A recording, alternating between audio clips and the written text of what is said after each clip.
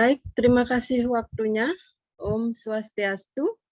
Kami dari kelompok nomor 21, di mana kelompok kami terdiri dari Igede Pradipta Adinugraha, Iputu George Budiananta Merta, Niputu Setiawati, dan Kadek Hendra Negara Putra, menyampaikan paparan tugas eksplorasi teknologi informasi. Kami mulai dari komputer dari masa ke masa. Dewasa ini komputer telah menjadi teman dekat banyak orang. Manusia banyak dibantu oleh komputer, baik dalam pekerjaannya maupun untuk kepentingan lainnya. Namun sedikit sekali kita menemukan narasi tentang sejarah asal-usul komputer. Berikut ini kami sampaikan tutorial komputer dari masa ke masa.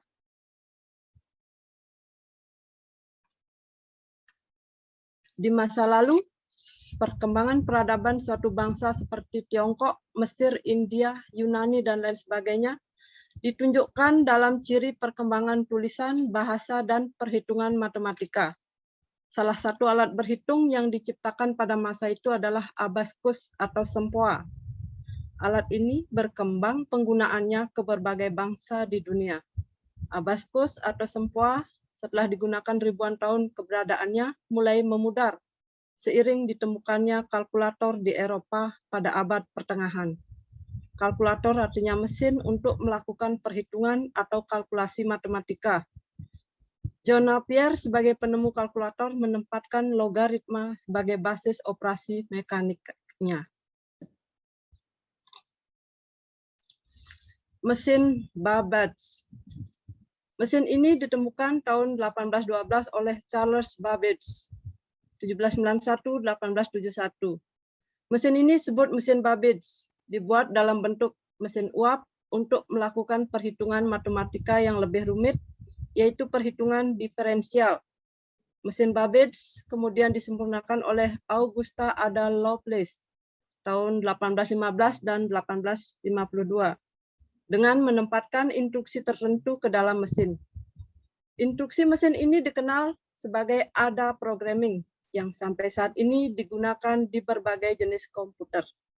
Penemuan ini menempatkan Augusta Ada Lovelace sebagai programmer sekaligus programmer wanita pertama di dunia. Komputer di era Perang Dunia. Komputer terus mengalami perkembangan yang lebih canggih, tidak saja untuk kegunaan perhitungan matematika, tetapi lebih ke berkembang digunakan sebagai mesin pengarah persenjataan pada masa Perang Dunia Pertama. Pada masa ini tercatat penemuan kartu perforasi tahun 1890 oleh Herman Hollerith 1860-1929, kalkulator diferensial tahun 1931 oleh Vannevar Bush 1890-1974, dan komputer elektronik berbasis aljabar Boolean tahun 1903 oleh John F. Atanasoff dan Clifford Berry untuk membantu keterbatasan manusia. Pada Perang Dunia II, komputer telah berkembang jauh digunakan sebagai sistem kendali pesawat terbang dan peluru kendali. Salah satu adalah komputer Colossus milik Inggris yang dipakai pemecahan kode sandi pihak Jerman. Pada periode inilah pengertian komputer yang semula hanya sebagai mesin perhitungan matematika berubah menjadi lebih luas. Dan selanjutnya, pergeseran peran komputer pasca Perang Dunia. Pasca Perang Dunia II, 1945, perkembangan komputer mengarah pada arsitektur komputer, perangkat keras dan perangkat lunak, serta pemahaman mengenai komputer. Komputer menurut Karl Hamacher adalah merupakan mesin elektronik untuk perhitungan cepat dan mampu menerima inputan data, melakukan pemrosesan di memori sesuai aplikasi yang digunakan, untuk kemudian dihasilkan menjadi sebuah informasi. Menurut Brian Blitzmer, tahun 1985, komputer merupakan suatu alat elektronik yang mampu melakukan 4 tugas, menerima inputan, memproses inputan, menyimpan perintah dan hasil pemrosesan, serta menyediakan output berupa informasi. Terakhir, menurut Forey, komputer adalah alat pemrosesan data yang dapat melakukan perhitungan skala besar secara cepat tanpa adanya campur tangan manusia. Yang kelima, 6 generasi komputer.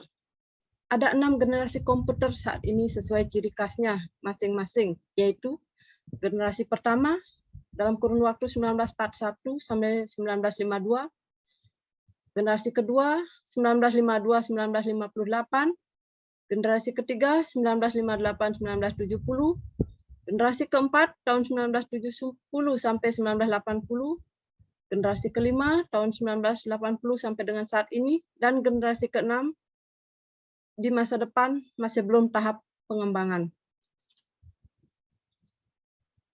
Yang selanjutnya, 6 komputer generasi pertama, yaitu pada tahun 1941 dan 1952.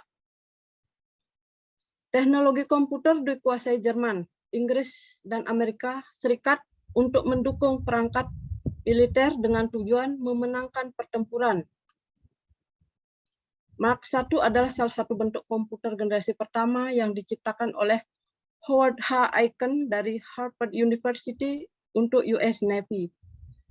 Komputer lainnya adalah Electronic Numerical Integrator and Computer atau ENIAC oleh John Presper Ecker dalam kurun waktu 1919 sampai dengan 1995, dan John W. Munichly 1907 sampai dengan 1980. ENIAC kemudian digantikan UNIVAC, yaitu Universal Automatic Computer. Ciri khas kegenerasian ini terletak pada instruksi spesifik yang dimasukkan dan bentuknya masih membutuhkan ruangan. Yang ketujuh, komputer generasi kedua, yaitu pada tahun 1952 dan 1958. Kemampuan komputer masih sama, yang berubah adalah ukuran komputer jadi lebih kecil karena pada tahun 1956 ditemukan transistor sebagai pengganti tube vacuum dan silinder magnetik. Komputer generasi ini adalah komputer IBM. Yang kedelapan yaitu komputer generasi ketiga, yaitu pada tahun 1956 sampai dengan 1970. Ditandai dengan penemuan Integrated Circulator atau IC sebagai pengganti transistor. Jenis komputernya adalah IBM S360. Kelebihannya terletak pada peningkatan kemampuan prosesor yang mampu menjalankan beberapa tugas sekaligus. Ukuran komputer juga menjadi lebih kecil. Selanjutnya yang ke-9, komputer generasi keempat, yaitu tahun 1970 sampai dengan 1980. Pada generasi ini, teknologi semakin berkembang, di mana komputer saat itu telah dilengkapi Large Scale Integration atau LSI, Very Large Scale Integration, dan Ultra Large Scale Integration atau ULSI. Pada masa ini, komputer sudah bisa digunakan untuk kepentingan pribadi, tidak seperti pada masa sebelumnya yang hanya terbatas digunakan di instansi pemerintah. Steve Jobs dan Steve Wozniak merupakan pionir pencipta komputer generasi ini. Selanjutnya, komputer generasi kelima, yaitu pada tahun 1980 sampai dengan saat ini. Komputer generasi ini sudah sangat canggih dengan menerapkan artificial intelijensia atau kecerdasan buatan, sehingga kemampuan menerima, mengolah, dan menyimpan data menjadi lebih besar, serta meningkatnya kemampuan menyajikan beragam informasi. Komputer menjadi digunakan hampir di semua bidang kehidupan. Ukuran menjadi sangat simpel, didukung perangkat lunak yang variatif. Selanjutnya, komputer generasi ke-6 atau masa depan, yang terdiri dari yaitu penerapan artificial intelligence ke dalam sistem operasi secara lebih luas, sehingga komputer bisa memberi perintah dan menjalankan perintah secara mandiri tanpa programmer manusia. Selanjutnya, bentuk akan lebih beragam seperti komputer mini Raspberry Pi, nanokomputer, elastic komputer, Exodus, PISM, dan embedded computer system for robotika. Selanjutnya, memiliki kemampuan proses pengenalan dan prediksi secara lebih baik. Dan terakhir, memiliki kemampuan koordinasi dalam jaringan antar perangkat secara lebih baik. Selanjutnya, jenis-jenis komputer. Jadi sampai saat ini dikenal 5 jenis komputer, yaitu superkomputer, mainframe komputer, mini komputer workstation komputer, dan personal komputer. Dan untuk slide selanjutnya akan disampaikan oleh rekan saya, Ibu Tujos Budiananta Merta. Silakan. Baik, terima kasih atas kesempatannya. Saya akan melanjutkan pemaparan materi dari Bu Putu Setiawati, yaitu tentang perkembangan hardware. Yang pertama, pendahuluan. Perkembangan perangkat keras komputer atau hardware turut mempengaruhi pengembangan komputer dari waktu ke waktu. Komputer generasi pertama dan kedua memiliki ukuran yang sangat besar, boros listrik, namun memiliki kemampuan komputasi yang rendah. Sebaliknya, komputer generasi kelima yang kita gunakan saat ini memiliki ukuran yang makin kecil dengan beragam pilihan bentuk, hemat listrik, namun memiliki kemampuan komputasi yang makin baik. Hal ini tidak dapat lepas dari adanya inovasi dari sisi hardware, terutama tabung tube vakum, transistor, integrated circuit atau IC, mikroprosesor, dan artificial intelligence atau AI. Next, tentu ada penemuan yang pertama, itu ada tabung atau tube vacuum. Tabung atau tube vacuum menjadi komponen utama penggerak pada komputer generasi pertama. Pada pemakaian tabung vakum menjadi komputer generasi pertama berukuran yang sangat besar hingga mencapai satu ruangan. Selain berukuran yang sangat besar, komputer generasi pertama yang menggunakan tabung juga boros energi listrik dengan kemampuan komputasi yang sangat rendah untuk ukuran komputer saat ini. Meskipun demikian, di masanya tabung vakum adalah komponen penting bagi komputer raksasa untuk dapat melakukan tugasnya terkait komputasi, misal memecahkan kode sandi musuh. Next. Penemuan kedua itu ada transistor, di mana transistor di dalam dunia elektro itu telekomunikasi didefinisikan sebagai sebuah semikonduktor untuk penguat listrik, sirkuit pemutus, dan penyambung arus listrik, stabilitas tegangan tinggi, serta untuk modulasi sinyal. Transistor diciptakan sebagai solusi atas kekurangan yang ada pada tabung. Kemunculan transistor menandai era komputer generasi kedua. Manchester TC merupakan komputer generasi kedua yang pertama kali menggunakan transistor. Transistor pun juga mengalami perubahan bentuk dari waktu ke waktu. Dimulai dari transistor versi pertama yang diciptakan pada tahun 1941 hingga perubahan transistor di tahun 1948, 1955, 1957, dan 1967. Perubahan dilakukan pada ukuran dan performansinya. Hingga saat ini, transistor masih digunakan pada sejumlah komponen elektronik, termasuk juga dimasukkan ke dalam IC dan mikroprosesor. Next. Penemuan yang ketiga itu penemuan integrated circuit atau IC. Integrated circuit atau IC atau sirkuit terpadu atau umum juga disebut chip merupakan komponen elektronik yang berukuran kecil yang disusun dari bahan semikonduktor atau silikon. IC memiliki kemampuan komputasi yang lebih baik dibandingkan transistor dengan ukurannya yang hal ini memberikan pengaruh yang sangat signifikan terhadap perkembangan komputer dari sisi ukuran dan kemampuan komputasi. Kehadiran chip memungkinkan komputer untuk berevolusi ke prototipe bentuk komputer saat ini, yaitu komputer desktop yang mudah untuk dibawa dan diletakkan di ruangan pribadi. Namun secara fisik, penggunaan komputer generasi keempat pada tahun 1970 sampai 1980 belum dapat mewakili gambaran komputer generasi kelima yang kita gunakan saat ini. IBM adalah pelopornya dengan komputer pribadi yang mereka produksi di tahun 1971. Next. Penemuan keempat yaitu penemuan mikroprosesor. Masih di era komputer generasi keempat, terdapat penemuan baru berupa mikroprosesor. Mikroprosesor memperbaiki kelemahan yang ada pada IC dari sisi bentuk yang lebih kecil, performa yang lebih baik, dan hemat sumber daya.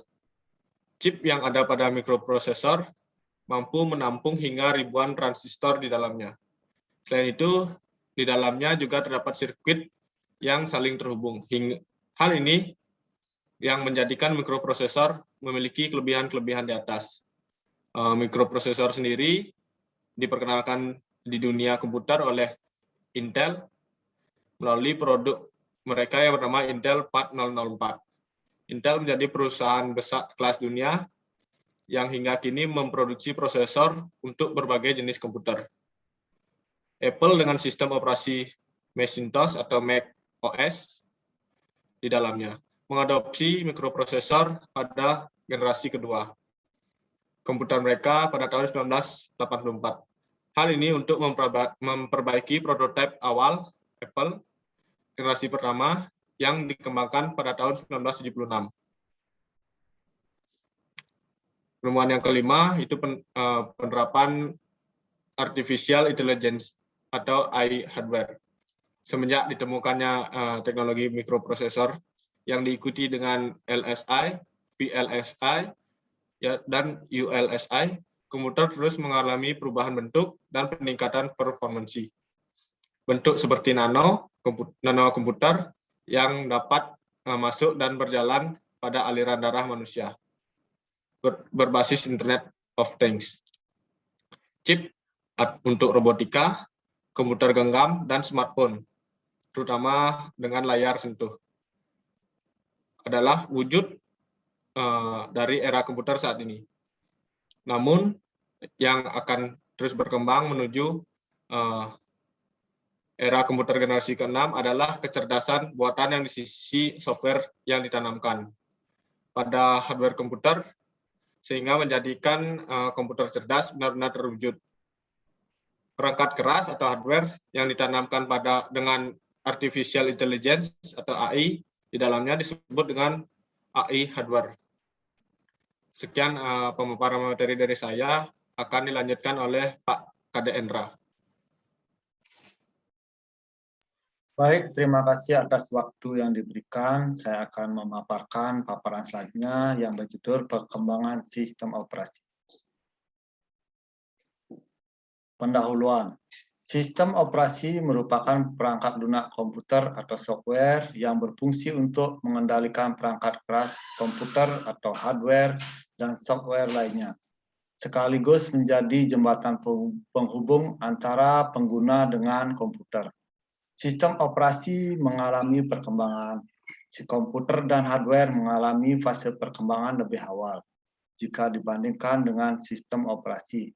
Salah satu penyebab utamanya adalah karena komputer generasi pertama hingga ketiga belum mengenal adanya sistem operasi secara umum seperti saat ini. Generasi pertama adalah serial processing pada tahun 1940 sampai 1950. Serial processing pada dasarnya bukanlah sistem operasi seutuhnya, sehingga lebih tepat disebut sebagai semi-operating system. Hal ini disebabkan oleh karena komputer hanya dijalankan melalui serial processing memanfaatkan sebuah konsol atau terminal, disertai dengan kemampuan untuk melakukan proses cetak data, menampilkan data atau display, dan pengaturan hardware secara langsung. Serial processing dikembangkan dengan bahasa pemrograman tingkat rendah, yaitu bahasa pemrograman berinteraksi langsung dengan hardware. Adapun pemanfaatan komputer dan sistem operasi serial processing pada masa ini lebih diutamakan untuk penghitungan matematis rumit dan terbatas. Sistem operasi serial processing belum dapat dilakukan untuk keperluan sehari-hari, sebagai halnya sistem operasi dan komputer masa kini. Serial processing jadi bentuk awal dari sistem operasi mainframe untuk komputer generasi pertama. Generasi kedua yaitu Simple Batch System pada tahun 1950. Simple Batch System atau juga disebut dengan Uniprogramming merupakan sistem operasi perbaikan dari serial processing. Sistem operasi ini digunakan pada komputer generasi ketiga. Perbaikan utama dilakukan untuk meningkatkan utilisasi komputer. Kelebihan yang dimiliki oleh Simple Batch System ini adalah kemampuan untuk dapat menjadi perantara antara pengguna dan komputer melalui pemanfaatan pita magnetik untuk melakukan job dari suatu aplikasi pada sistem operasi. Beberapa contoh komputer yang menggunakan Simple Batch Programming sebagai sistem operasi adalah IBM 701 pada tahun 1950 dan IBM 704 pada tahun 1950. Kekurangan mendasar dari Simple Batch System adalah ketidakmampuannya untuk mengerjakan sejumlah tugas job atau aplikasi secara bersamaan atau sekaligus. Pengguna hanya dapat melakukan satu tugas saja per satuan waktu. Generasi ketiga adalah multi-program batch system pada tahun 1951 sampai 1961. Sistem operasi multi-program batch system ini memiliki kekurangan yaitu ketidakmampuannya di dalam menjalankan lebih dari satu buah aplikasi atau pekerjaan secara bersamaan. Untuk itulah kemudian dilakukan perbaikan sistem operasi dari Uniprogramming atau Simple Batch System menjadi multi-programming atau multi-programmed batch system. Multi-programmed batch system belum memiliki dukungan multi-akun atau melakukan login. Beberapa contoh dari multi-programmed batch system yang tercatat dalam sejarah komputer adalah IBSys pada tahun 1955, VMS pada tahun 1960, IBM pada 7091 pada tahun 1960 dan IBM 7094 pada tahun 1960. Komputer generasi kedua, terutama di tahun 1996 melalui pionirnya yaitu IBM, menjadi generasi komputer yang pertama kali menggunakan sistem operasi untuk mainframe yang lebih sempurna dibandingkan versi sebelumnya. Generasi keempat adalah Time Sharing System pada tahun 1961. Time Sharing System diciptakan untuk memperbaiki kekurangan pada multi-programming batch system, yaitu dukungan login untuk banyak pengguna, multi-akun pada satu sistem operasi. Dengan adanya fitur ini, maka akan memungkinkan komputer generasi ketiga dan seterusnya untuk dapat digunakan oleh banyak pengguna melalui time sharing system di dalamnya. Konsep time sharing system ini digunakan hingga ke generasi komputer kelima dan generasi sistem operasi yang digunakan saat ini. Komputasi paralel merupakan salah satu cikal bakal dari teknologi cloud computing yang umum digunakan masa sekarang di era selanjutnya. Selanjutnya adalah generasi kelima, sistem operasi masa kini dari tahun 1970 sampai sekarang. Komputer mulai digunakan untuk segala bidang kehidupan manusia. IBM menjadi pelopor utama untuk komputer pribadi, diikuti oleh Apple dan perusahaan-perusahaan lainnya. Inovasi lain seperti pemakaian mouse dan sistem operasi yang lebih baik dari sisi tatap muka pun juga terjadi di era komputer generasi keempat ini. Berangkat dari sistem operasi unik yang terbatas untuk kalangan tertentu dan pada lingkungan mainframe. Kemudian dikembangkan menjadi Minix dan beberapa lainnya menjadi sistem operasi untuk server dan komputer pribadi. Contoh-contoh dari generasi kelima yaitu satu Macintosh atau Mac OS yang dikembangkan Steve Jobs dan Steve Wozniak untuk melakukan komputer Apple. Mereka menggunakan kernel Darwin Kemudian kedua, FreeBSD dan beberapa distribusi turunannya yang didukung oleh komunitas yang besar di seluruh dunia. Ketiga, kernel Linux dan sistem operasi Linux yang dikembangkan oleh Linus Torvalds di awal tahun 90-an yang kemudian menjadi sejumlah distribusi atau distro besar Linux lainnya, serta juga pada sistem operasi mobile di masa-masa selanjutnya. Salah satu yang dikenal saat ini adalah Android. Keempat adalah Microsoft Windows yang didirikan oleh Bill Gates. Cloud Operating System saat ini sampai masa depan. Dengan makin berkembangnya teknologi arah komputer pribadi, perlahan beralih ke ranah mobile dan cloud computing. Cloud computing merupakan teknologi di bidang jaringan komputer yang menyediakan 3 jenis layanan kepada pengguna sesuai dengan kebutuhan, di mana salah satunya adalah software as a service,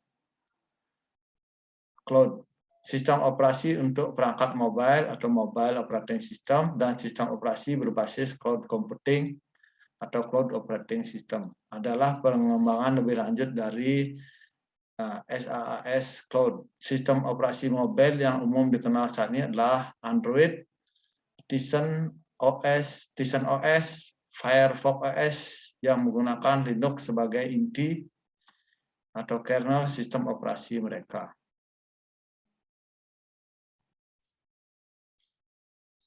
Baik, kami lanjutkan pada perkembangan dan model pengembangan software. Yaitu pertama, perkembangan software. Sampai dengan generasi ketiga, perkembangan software cenderung dilakukan dalam tampilan command line. Tidak dikenal adanya graphical user interface atau GUI karena keterbatasan memori. Setelah generasi keempat, software berkembang pesat sejalan dengan peningkatan kapasitas data. Penambahan aplikasi dilakukan semakin banyak. Sistem operasi khusus personal komputer pun diciptakan seperti Macintosh atau KS, Macintosh KS pada Apple dengan dukungan GUI. Pada masa kini, komputer telah dilengkapi aplikasi internet, file transfer, protokol, dan integrated development environment. Yang kedua, yaitu 8 model pengembangan software. Sampai saat ini ada 8 model pengembangan software meliputi structural programming, object oriented programming atau OOP, waterfall, agile serum, rapid application development, dan prototyping dan DevOps. Selanjutnya akan dilanjutkan oleh rekan saya. Silakan. Baik, saya akan melanjutkan pemaparan materi. Yang pertama, structural programming. Structural programming merupakan sebuah model pengembangan software yang memanfaatkan adanya fungsi, prosedur, go-to, struktur blok, pengulangan, dan sejumlah konsep struktural lainnya di dalam penulisan kode program. Sesuai namanya, maka penulisan dilakukan secara terstruktur. Struktural programming didukung oleh bahasa pemrograman tingkat rendah, misal assembly dan C, dan bahasa pemrograman tingkat tinggi, misal Pascal dan PHP. Untuk desain software, struktural programming menggunakan data flow diagram atau DFD yang menggambarkan aliran data di dalam sistem atau data flow. Next.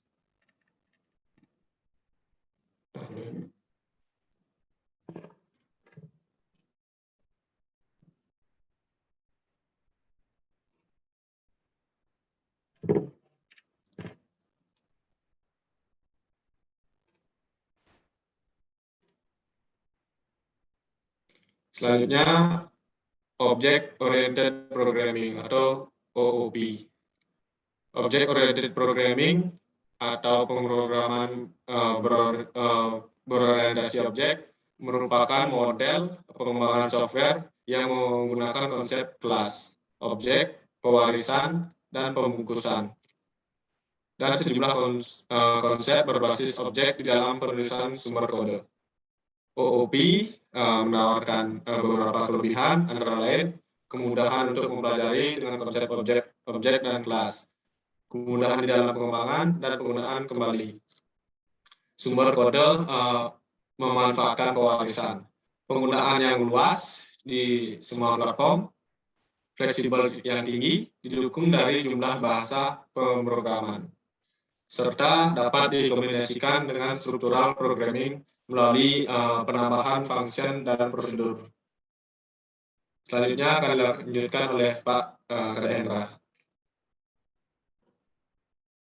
Terima kasih, saya akan lanjutkan paparannya. Waterfall. Waterfall merupakan metode pengembangan software yang cukup tua, terhitung sejak diperkenalkan tahun 1970. Meski demikian, waterfall masih cukup banyak digunakan hingga saat ini. Dalam software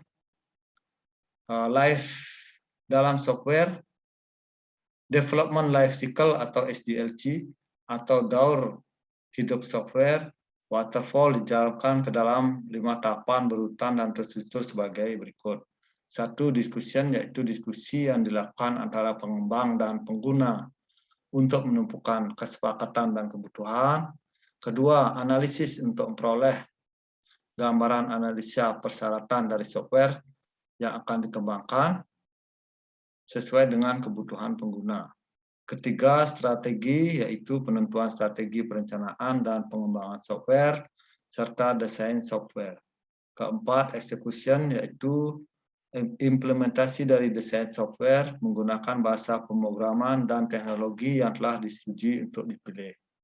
5. Quality atau assurance atau QA testing, yaitu melakukan quality assurance testing atau pengujian kualitas dari software yang dibuat meliputi pengujian, dokumentasi, penyempurnaan bug, dan pemeliharaan.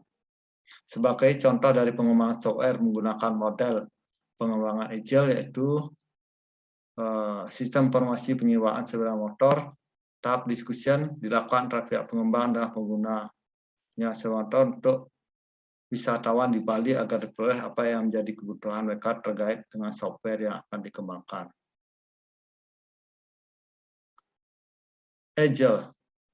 Agile merupakan muncul sebagai solusi untuk mengatasi kekurangan yang dimiliki oleh waterfall. Agile mampu menangani masalah ini berkat adanya fleksibilitas di dalamnya. Agile mewujudkan fleksibilitas dalam pengembangan software. Agile memiliki 5 tahapan sebagai berikut, yaitu pertama, requirement analysis yang meliputi penentuan ruang lingkup dan persyaratan untuk proyek software, serta analisa persyaratan. Kedua, desain, yaitu membuat desain dari software berdasarkan hasil analisa persyaratan dan kebutuhan pengguna, menggunakan UML atau DFD untuk software dan Aero untuk database. Ketiga, development, yaitu implementasi desain menggunakan bahasa pemrograman, DBMS, dan teknologi yang dipilih. Keempat, testing, yaitu melakukan pengujian terhadap software di sisi pengembang atau black box testing dan di sisi pengguna, user acceptance testing. Maintenance, yaitu melakukan pemeliharaan, perawatan, perbaikan bug, penambahan fitur sesuai dengan daur hidup software dan kebutuhan lebih lanjut dari pengguna. Saya serahkan paparan selanjutnya kepada Pak Gede Pradipta di Nugraha. Silakan. Oke, baik. Saya akan melanjutkan apa yang sudah dipaparkan oleh Pak Endra Negara. Jadi, selanjutnya itu ada Scrum. Nah, Scrum hadir sebagai sebuah solusi perbaikan dari waterfall dan Agile. Jadi Scrum itu mengadopsi strukturisasi pengembangan dari waterfall dan pelibatan pengguna di dalam pengembangan software dari Agile. Nah, Scrum itu terdapat 4 tahapan, yaitu yang pertama ada produk backlog. Nah, produk backlog ini di mana pengguna atau pemilik produk membuat daftar keinginan atau produk backlog. Nah, jadi daftar keinginan ini diurutkan dari prioritas utama atau paling atas ke prioritas yang terakhir, seperti itu. Kemudian selanjutnya ada sprint backlog. Nah, sprint backlog ini melakukan perencanaan untuk urutan teratas yang dipilih atau disesuaikan dengan jangka waktu yang diperlukan. Kemudian selanjutnya ada sprint. Nah, sprint ini dengan jangka waktu sekitar 2-4 minggu, di mana setiap waktu berkala. Jadi dilakukan pengecekan Scrum yang melibatkan tim pengembang dan pengguna secara rutin. Kemudian yang terakhir ada working increment of software. Jadi working increment of software ini kegiatan dilakukan terus-menerus untuk setiap potongan proyek dengan jangka waktu yang ditentukan, seperti sprint. Nah, hingga semua bagian pada produk backlog selesai dengan baik sesuai kebutuhan pengguna. Jadi contoh gambaran dari alur Scrum itu dapat dilihat pada gambar di sebelah, seperti itu. Oke, selanjutnya ada Rapid Application Development atau yang kita kenal dengan nama RAD. Jadi Rapid Application Development ini merupakan model pengembangan software yang bersifat incremental. Nah, incremental di sini maksudnya adalah bertingkat, yang mana memerlukan waktu yang sangat singkat di dalam pengembangannya. Jadi berbeda dengan SDLC. Kemudian RAD memiliki fase sebagai berikut. Yang pertama ada requirement planning. Requirement planning ini memuat perencanaan terkait pengembangan software. Kemudian ada user design. Nah, di tahap user design ini meliputi proses desain software seperti UML, DFD, desain database, dan spesifikasi sistem lainnya. Selanjutnya ada construction. Jadi construction ini tahap implementasi dari desain yang telah disepakati atau dari user design. Selanjutnya ada cut over. Nah, cut over ini adalah tahap penyelesaian software atau revisi, yaitu ada perbaikan, penambahan fitur, dokumentasi project, dan lain-lain yang melibatkan pengembang dengan pengguna sistem. Nah, untuk gambaran alur dari RAD bisa dilihat di sebelah. Itu ada perencanaan, kemudian pada tahun 2010 mengenalkan RAD dengan tiga fase, yakni requirement planning. Nah, requirement planning itu sama seperti RAD sebelumnya, itu merupakan tahap proses untuk mengumpulkan data, kemudian ada RAD design workshop. Nah, ini dia yang kenalkan, yaitu RAD Design Workshop, yang mana pengguna, pengembang, dan analis dari sistem itu melakukan tahap desain software hingga implementasi software dalam bentuk prototype. Selanjutnya yang terakhir ada implementation. Jadi implementation ini adalah tahap akhir, berupa implementasi software dari versi alpha hingga beta, dan sampai versi finalnya. Oke, jadi setiap proses itu pasti memiliki yang namanya kelebihan. Jadi RAD itu memiliki kelebihan dari sisi waktu pengembang yang singkat, sehingga menghemat tenaga, waktu, dan biaya selama pengembangan software. Oke. Nah, selanjutnya ada prototype. Nah, prototype atau yang kita kenal dengan purwarupa merupakan model pengembangan software yang menyediakan versi purwarupa dari sebuah software. Nah, sebagai sebuah gambaran awal bagi pengguna. Jadi prototype itu menjadikan software yang dikembangkan benar-benar sesuai dengan kebutuhan pengguna. Nah, kenapa seperti itu? Karena prototype memberikan kesempatan bagi pengguna dan pengembang sistem untuk mendiskusikan, mencoba, dan menguji hingga tercapainya hasil akhir dari sebuah sistem. Nah, kelebihan dari prototype adalah peluang software agar benar-benar sesuai dengan kebutuhan pengguna. Sedangkan kekurangannya itu adalah kurangnya waktu untuk desain dan analis software itu sendiri. Oke, selanjutnya yang terakhir ada DevOps atau Development and Operation. Nah, jadi DevOps ini merupakan model pengembangan software paling kompleks. Kenapa dikatakan kompleks? Karena jika dibandingkan dengan model-model pengembangan software lainnya yang telah disebutkan sebelumnya, itu nilai lebih dari DevOps adalah adanya kemampuan untuk melakukan perubahan kecil atau minor pada software Jadi dalam DevOps itu ada 3 hal utama yang diunggulkan, yaitu pengembangan software yang pertama.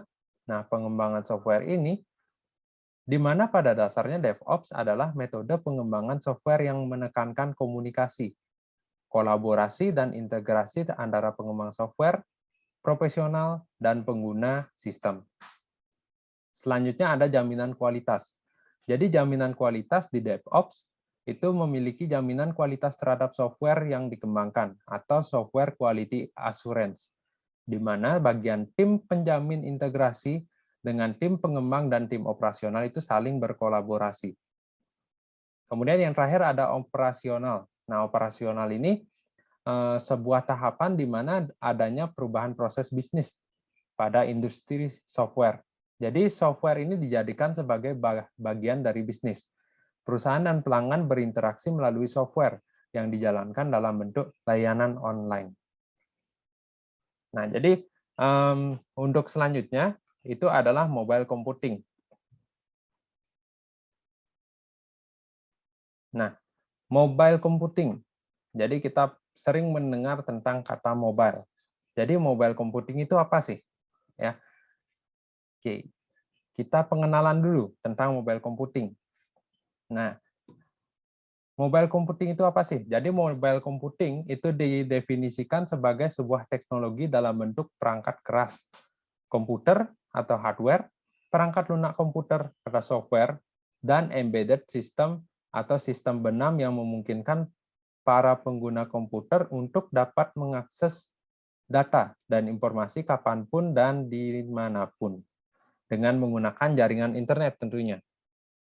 Oke. Selanjutnya adalah kemunculan dari mobile computing. Jadi kemunculan mobile computing itu muncul akibat dari perkembangan teknologi komputer yang cukup pesat. Nah, kita tahu dewasa ini perkembangan teknologi komputer itu cukup pesat ya.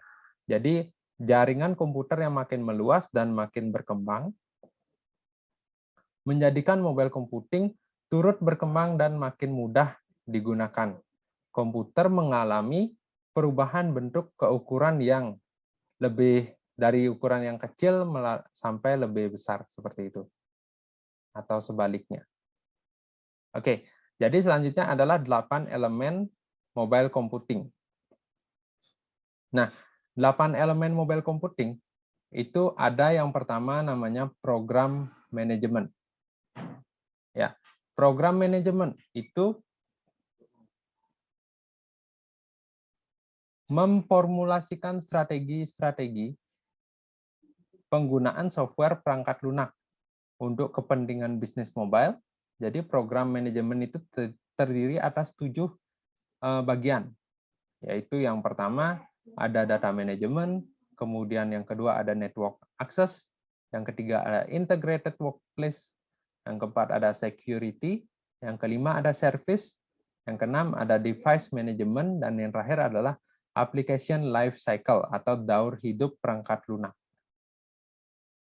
Selanjutnya adalah IT strategi. Nah, IT strategi itu merupakan strategi-strategi yang dilakukan oleh pengguna dan vendor yang meliputi 1, yaitu kemampuan finansial dalam membeli perangkat. Yang kedua, pemilihan aplikasi sesuai kebutuhan. Yang ketiga adalah keamanan aplikasi atau security-nya. Kemudian yang keempat adalah privacy. Yang kelima ada versioning system, di mana versi itu setiap saat apakah di-upgrade atau tidak. Yang terakhir adalah standarisasi keamanan sistem. Oke, yang ketiga ada proses transformation. Jadi proses transformation ini merupakan transformasi dari sejumlah proses pada mobile computing yang meliputi yang pertama ada pengembangan software. Nah, pengembangan software ini merupakan tahap di mana software itu dikembangkan dari awal atau dari nol. Kemudian yang kedua ada produksi hardware-nya seperti apa. Yang ketiga ada perakitan hardware-nya seperti apa. Yang keempat ada pemasaran produk seperti apa. Nah, proses transformation ini tidak lepas dari adanya perputaran alur dan tahapan pada setiap proses. Oke, yang selanjutnya ada bisnis strategi. Nah, jadi bisnis strategi merupakan sebuah strategi bisnis untuk mengetahui langkah-langkah yang perlu dilakukan oleh produsen produk mobile computing agar dapat memasarkan produknya dengan baik dan memenangkan kompetisi dengan kompetitor. Oke, selanjutnya ada analytic and business intelligence. Jadi pada mobile computing juga perlu dipahami seperti apa teknis dan bagaimana penerapan dalam bisnis intelijen di dalamnya. Nah, bisnis intelijen membantu di dalam proses pengambilan keputusan, pemasaran, penjualan, dan distribusi. Teknologi pendukung antara lain adalah data warehouse, data mining, big data, dan machine learning, yang kita kenal dengan AI atau artificial intelligence. Nah, selanjutnya adalah sosial media. Nah, dewasa ini sosial media sangat menggema ya di setiap kalangan, apalagi tentang Facebook, tentang Instagram, dan lain-lain seperti itu. Jadi pemanfaatan mobile computing untuk berbagi data, informasi, dan konten digital dengan cepat, mudah, dan online melalui internet kepada para pengguna komputer di seluruh dunia. Jadi bisa melalui sosial media, teman-teman. Jadi mobile social computing itu memudahkan pengguna untuk menggunakan layanan dan fasilitas dari berbagai sosial media secara cepat tentunya dan mudah melalui perangkat mobile computing yang tentunya terkoneksi dengan jaringan internet. Oke, yang selanjutnya ada change management. Nah, change management ini merupakan upaya-upaya yang dilakukan oleh organisasi terhadap adanya perubahan di dalam organisasi bersangkutan. Jadi change management ini memiliki proses berkelanjutan dan daur hidup yang terdiri atas pengguna atau masyarakat umum, perangkat pembantu, serta proses yang terjadi di dalamnya. Yang terakhir ada enterprise arsitektur. Jadi enterprise arsitektur ini memegang peranan penting di dalam mobile computing. Sebagai arsitektur, enterprise mendukung layanan bisnis. Nah, tujuannya adalah agar produsen mobile computing dapat bersaing dengan kompetitor. Misalnya Agile dan Agile Computing adalah enterprise arsitektur yang umum digunakan dalam hal ini. Oke. Modul selanjutnya ada mobile computing Android. Nah, mobile computing Android ini seperti sejarahnya itu dimulai dari Linux. Ya. Jadi Linux ini dimulai pada tahun 2007, namun mulai masuk ke ranah enterprise pada tahun 2008. Kemudian diambil alih oleh Android.